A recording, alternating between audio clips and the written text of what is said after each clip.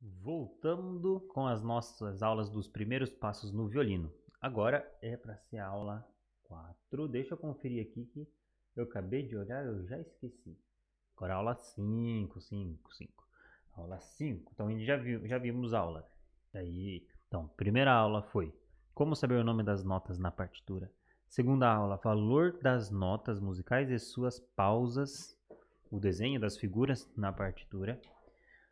Nome das notas no violino. Como que eu vou saber o nome das notas lá na partitura? Como que vai ser o nome delas no violino e aonde elas vão estar? Aula 4. Como afinar o violino e colocar as marquinhas que a gente vai precisar usar daqui para frente. Tem gente que vai conseguir tocar sem usar marquinha, tem gente que vai precisar das marquinhas. Existem professores que exigem a marquinha, existem professores que não exigem a marquinha. Eu tento usar sempre o bom senso. Aquele aluno que está com dificuldade, precisa usar. Aquele aluno que não está com tanta dificuldade, está conseguindo fazer sem a marquinha, eu faço sem a marquinha. Isso em aulas presenciais. Para vídeos, assistir a aula por vídeo, dessa forma, talvez a marquinha seria mais interessante, mas tem professores que conseguem fazer um excelente trabalho sem usar marquinha. Daí ele tem os recursos que dá para fazer. E isso vai depender bastante também, além do professor saber o que está fazendo, mas do empenho do aluno, da dedicação do aluno, tá certo? Então, existem as duas formas. Comigo, eu oriento, eu sugiro que use, né? Mas vamos lá, então agora a aula é 5. Aula 5, e dando sequência em tudo isso. A aula 5 vai ser sobre postura. Como que a gente vai segurar o arco e como a gente vai segurar o violino, tá? Da técnica do violino, das escolas violinísticas, que eu acredito que até hoje em dia não é falado tanto igual era mais antigamente, talvez. Hoje em dia tem bastante misturas de escolas, né? Eu não vou entrar nesse mérito também, porque vários assuntos envolvendo a música, envolvendo a técnica no violino, vai ter várias ramificações, né? Então isso seria mais interessante em aulas de história da música. Até por um acaso, eu lembrei agora, vou deixar como recomendação, mas daí vocês vão ter que pesquisar. Mas do professor Paulo Bozizio, ele tem lives, não sei se agora ele está mantendo semanal, mas durante a pandemia ele estava tendo algumas lives. Não é no canal dele, era no canal de uma outra aluna dele. E basicamente são aulas de história da música, de compositores, de violinistas. E eu lembro que teve uma live que ele falou sobre as escolas, as técnicas que existem no violino e que existiram, e falou um pouquinho mais aprofundadamente sobre cada uma delas. E é bem interessante. Daí uma pesquisada. Escreve, sei lá. Provavelmente se você escrever. Deixa eu fazer isso agora. Vamos lá. Deixa eu fazer aqui. Deixa eu ver se aparece. Como que eu iria falar para vocês escreverem? Escola de violino Bozizio. Deixa eu ver se escrevendo assim aparece alguma coisa da live dele. Já apareceu aqui, ó. Tem duas, inclusive. Tem duas. As duas primeiras. Eu escrevi Escola de Violino Bozizio. As duas primeiras que apareceram são duas lives dele. Uma recente, essa eu não assisti. Uma de 4 meses atrás. E uma de um ano atrás. Palestra Como explicar o conceito escola de violino e sua inserção histórica. Seria essa a que eu iria estar recomendando. Agora tem uma outra que eu recomendo também. Tudo dele, tudo do professor Bozizio. Que vocês ou tiver a oportunidade de ver, vão lá e assistam, que vocês só tem a ganhar, né? Então vamos lá. Eu vou trazer para cá a maneira com que eu seguro o arco, conforme eu sugiro que os meus alunos seguram, para que nos facilita tanto eu como professor e principalmente o aluno, para ele conseguir tocar de uma forma melhor. É possível que o microfone esteja pegando um pouquinho do som de um violino ali fora, que o William está dando aula na sala do lado. Então essa aula de hoje vai ter trilha sonora, tá? Vamos lá. Então, sobre as partes do arco do violino, eu sei que a maioria já vai saber. Só vou contextualizar as partes do arco, e do violino eu vou falar só umas 4 que a gente vai precisar usar. Mas daí isso vai ficar para vocês pesquisarem. Escreve no Google, partes do arco. E vai aparecer várias imagens lá com os nomes para vocês conhecerem. Nome das partes do violino. Da mesma forma, tá? Então a internet está aí hoje para nos auxiliar em muitas dessas coisas, tá certo? Então a gente vai ter o parafuso do arco, o talão, a guarnição, que é corinho, tem alguns que é couro sintético, uns são couro animal. Eu já vi um arco uma vez, um arco antigo muito bonito e muito bom, que era de couro de barbatana de baleia, claro que legalmente, né? Não foi de qualquer jeito. Essa guarnição de metal, alguns é de prata, alguns é de metal, tem uns que é de plástico, outros é de outro material. Temos a vareta do arco e a ponta do arco, certo? E obviamente embaixo temos a crina do arco. No parafuso, a gente usa literalmente para fazer o que um parafuso faz. Ele aperta ou afrouxa alguma coisa. No caso aqui do arco, o parafuso ele afrouxa a crina. Ele afrouxa a crina ou ele estica a crina. No mesmo sentido que se eu estiver apertando o parafuso, eu estarei esticando a crina. E se eu estiver afrouxando, vou afrouxar a crina. Tá certo? Ponto importantíssimo que a gente tem que cuidar. Esse parafuso do arco, ele não é igual um parafuso de um motor de carro que tem que apertar até sair água, até quase que quebrar a chave. Esse parafuso ele não foi feito para ter um fim. Opa, daqui para frente ele não vai mais. Ele é só para a gente dar uma tensão mínima necessária para nossa crina, para o nosso arco, ele poder ter uma certa aderência aqui, tá? Vai ter arco que vai exigir apertar um pouco mais, esticar um pouco mais a crina, e arcos que vai exigir um pouco menos. Vai depender da qualidade da madeira. Tem madeiras de arco que é um pouquinho mais flexíveis, um pouquinho mais mole, e outras são um pouquinho mais firmes nesse sentido. Não tem o sentido lateral. Deixa eu virar para cá. Mas opa, tem alguns arcos, deixa eu mostrar na ponta, que ela é mais flexível para o lado, lateralmente, na horizontal, e tem arcos que ele é mais flexível verticalmente, tá? Então só analisa qual que é o teu arco. O teu arco ele é mais flexível pro lado ou mais para cá, tá bom? Se ele for flexível na vertical, então é um arco que provavelmente vai exigir que estique um pouco a mais do que alguns outros. Por exemplo, esse outro arco que eu estou usando aqui, ele é um arco que eu percebo que eu preciso deixar ele um pouco mais esticado. Essa distância entre a crina e a vareta aqui no meio, ela é maior para a hora que ele fica firme o suficiente para eu poder tocar. Se eu precisar tocar um pouco mais forte, fazendo um pouco mais de pressão no arco sobre a corda, ele vai aguentar melhor. Esse não é o meu arco, é um arco emprestado. Acho que se tiver alguém que acompanha bastante o William aqui, já viu ele falando do Adriano Vargas. Ele tem um canal no YouTube também.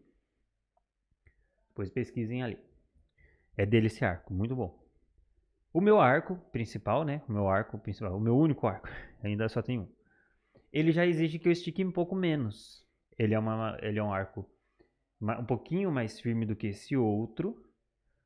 E ele já exige que eu estique um pouquinho menos. Não sei se vocês conseguem perceber pelo vídeo aí, mas a distância aqui é um pouco menor do que esse outro aqui. Não sei se eu vou colocar um do lado do outro.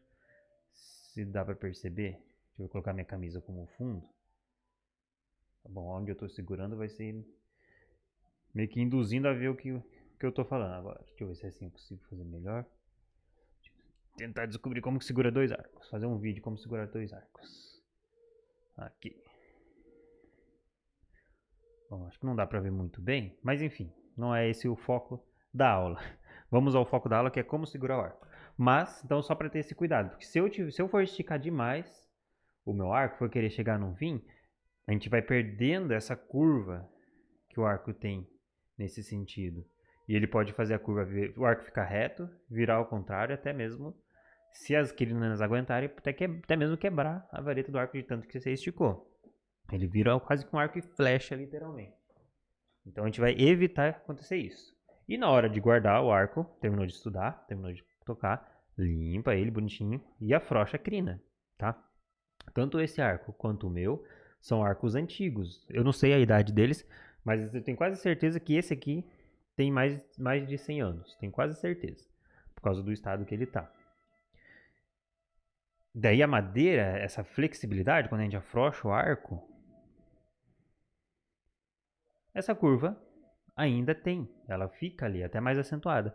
E quando a gente estica, o arco ele perde um pouquinho dessa curva. Porque ele faz a função de dar a pressão na crina. Quase como se fosse a mesma função de uma mola da suspensão de um carro. E do mesmo jeito que uma mola da suspensão de um carro, se deixar o carro com um excesso de peso, com o tempo ela perde a força dela, ela perde a função dela, que é fazer esse movimento, de deixar o carro mais macio.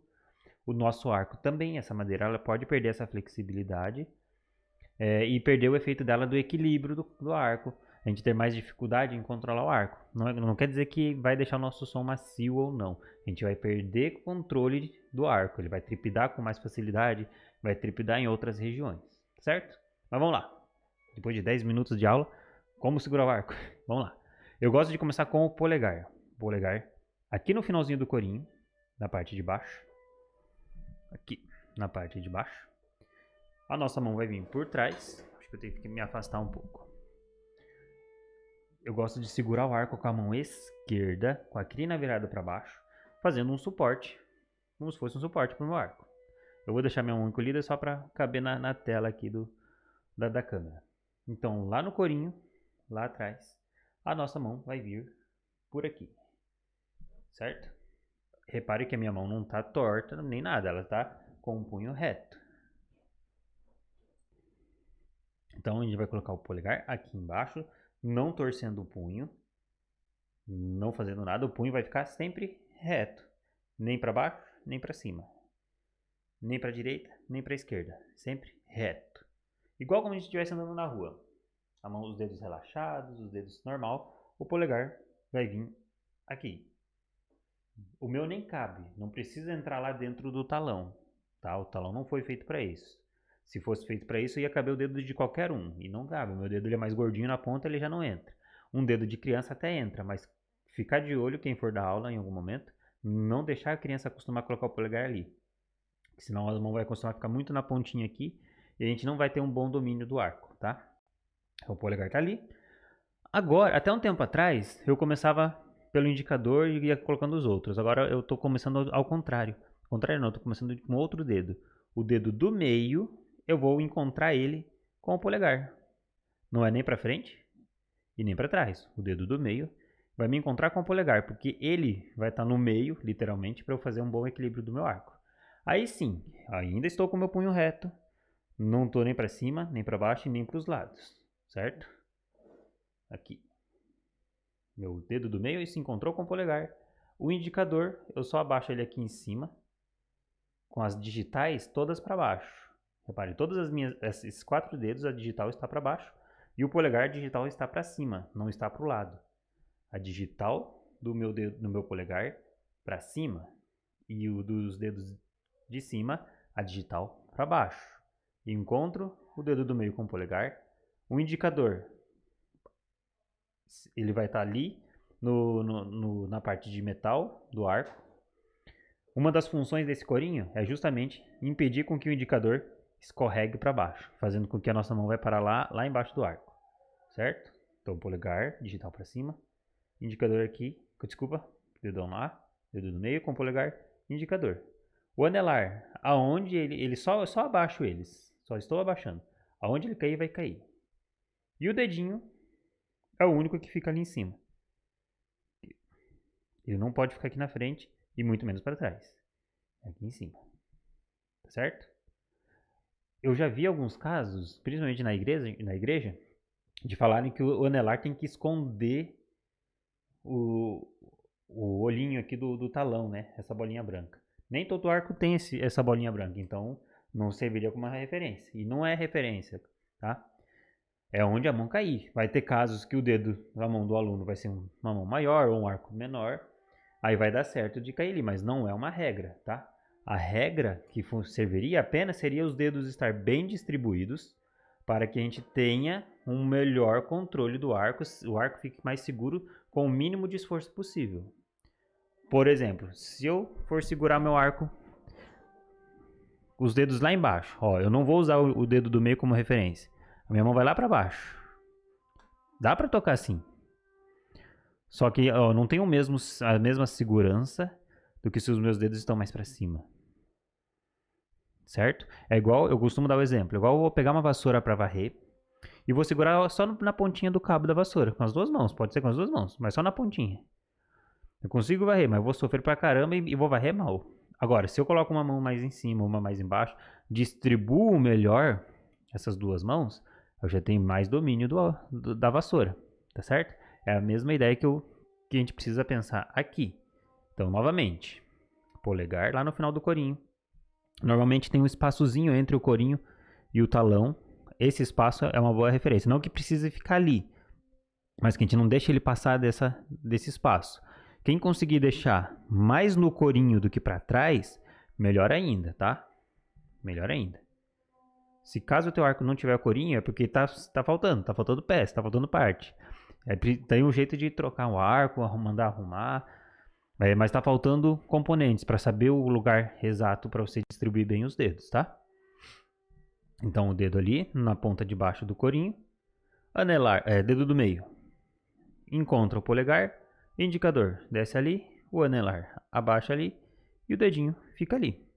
Último ponto para cuidar aqui desses dedos de cima é não deixar nem os dedos vir muito para baixo e muito menos ficar na pontinha. Aí entra uma boa referência. Eu vou tentar fazer aqui. Nós temos a primeira dobrinha do dedo, primeira articulação, né? Aqui. Temos a do meio, a segunda, e temos a da ponta lá em cima, certo? Eu vou riscar meu dedo só para ficar mais fácil vocês visualizarem. Esses dois dedos do meio. Vou fazer mais exagerado assim. Isso. A última dobrinha lá em cima. Temos a primeira, a segunda e a terceira. A última lá em cima. Desses dois dedos, pelo menos, o dedo do meio e o anelar, eu posso pensar que essa articulação que vai estar mais em contato com a vareta do arco, depois ele só dobra, certo? Porque se o meu arco ficar para trás aqui, meu dedo ficar para cima, deixa eu ver se eu consigo mostrar. Se o meu dedo ficar muito na ponta, ó lá, vai aparecer o risquinho da caneta. Se ele ficar muito para baixo, tem chance dele aparecer também, só que do lado para baixo. Meu polegar está na frente. Então eu vou esconder eles aqui. Porque daí o dedo só dobra, os outros dedos estão no lugar. E daí todos os dedos ficam mais redondinhos. Tá certo? E dentro do possível, os 5 dedos estão mais flexíveis. Cuidar para o polegar não dobrar ao contrário. Se ele fizer isso é porque está tendo uma tensão exagerada aqui no polegar. E às vezes acaba acontecendo no começo, tá? Então, com o tempo, tentem aliviar essas tensões, principalmente do dedinho, que também pode acabar acontecendo isso aqui, e do polegar. O mais flexível possível, certo? Depois que vocês tiraram a mão do arco, colocaram várias vezes, montaram novamente, quem precisar. Eu gosto de fazer esses movimentos aqui para eu sentir em cada região, cada dedo, como que ele está sustentando o arco. Agora, se a gente fizer isso aqui, estiquei o braço inteiro, punho reto, crina para baixo, vai ter um dedo que vai estar trabalhando um pouco com mais intensidade para manter o arco reto, que vai ser o nosso dedinho. Se ele sair dali, o arco vai cair. Girando o arco para o outro lado, punho reto ainda, crina para cima, tem outro dedo que está trabalhando com mais intensidade agora, que é o indicador. Se ele sair, ele vai cair e o próximo dedo tem que assumir a função. Então, esses dois dedos aqui, o indicador e o dedinho, somando com o polegar bem no meio ali, entre eles, fazendo uma boa distribuição e um bom equilíbrio, esses dois dedos vão ser nossos aliados em colocar mais peso no arco sobre a corda ou tirar peso do arco sobre a corda, certo? Então, a minha intenção era fazer esse vídeo do arco e do violino num vídeo só, mas eu não consigo deixar pular detalhes, ainda mais no YouTube, eu não consigo. Então vai precisar ser 2 vídeos. Esse vídeo, então, não é postura do violino, é como segurar o arco. E vai ter o vídeo 2, Segunda parte, como posicionar o violino, tá certo? Para finalizar, para nossa memória muscular facilitar a vida, o processo, não demorar tanto para a gente conseguir segurar o arco legal, eu sempre falo para os alunos, tá no ônibus, tá no carro, tá em casa, tá na escola que a gente vai estudando, tô sem o arco, queria sentir, pega, posiciona os dedos numa caneta, num lápis, igual se estivesse segurando o arco. Coloca lá o polegar, dedo do meio encontra o polegar, o indicador só desce, o anelar só desce e o dedinho só fica na pontinha. É a mesma sensação. Às vezes o lápis pode ser um pouco mais fino do que o arco, mas a lógica é a mesma. Veja se não está tendo um distanciamento social entre os dedos. Deixa eu mostrar no arco. Às vezes tem uns alunos que têm os dedos com um distanciamento social. Muito longe. E às vezes tem outros que estão com aglomeração ali, estão tudo grudado. E um outro caso, tem dois juntos, dois separados, né? Tá meio a meio. Tem que achar um equilíbrio de distanciamento para que o arco esteja controlado, a mão não fique tensa, tenhamos os movimentos da mão como um todo. Tá certo? Então é isso aí. Nos vemos na aula 5.2 ou 6, não sei ainda como que eu vou fazer. Mas a hora que estiver lá, vocês já vão saber porque vai estar escrito. Mas vai ser na próxima aula, como segurar o violino. Nos vemos na próxima aula. E até mais.